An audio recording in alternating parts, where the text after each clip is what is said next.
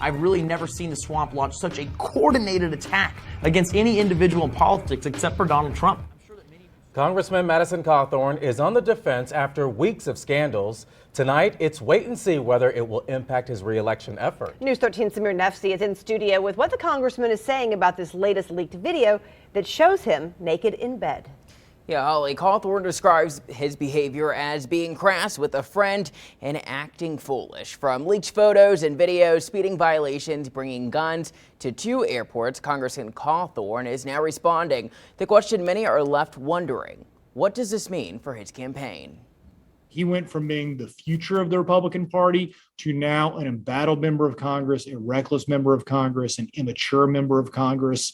It is a shock a day. And every time I think I can't be shocked, then another video comes out, another revelation goes out. The latest scandal is a video we have decided not to air, showing the congressman naked in bed with another person, simulating a sexual act. There's really not a congressional ethics question. It's just, do people want to see their member of Congress naked on a bed making strange sounds? Just hours before the leak Wednesday, Cawthorn took to social media to dispel what he calls attacks from not only the left, but the right. You are witnessing one of the first examples of a politician who grew up with a cell phone in their hand, with the ability to take photos, videos, and have others use that content as a way to hurt you.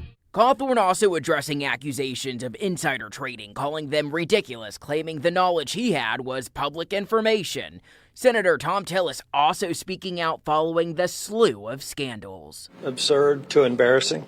That's what makes this so different. I mean, he really is taking the shots from his own party and from the other party, which makes some sense because he has fired at his own party in addition to the other party. Cawthorn taking to Twitter after the newest scandal was leaked, calling it a hit. He says the video was taken years ago and, quote, "I was being crass with a friend trying to be funny. We were acting foolish and joking. That's it. I'm not backing down. I told you there would be a drip campaign. Blackmail won't win." It's a tattoo that he can't possibly wipe off. This is going to change his political career. Whether it's ruined it, I think we're going to know that after the primary's over. I mean, if he is somehow able to escape this primary, then no, certainly it has not ruined his political career.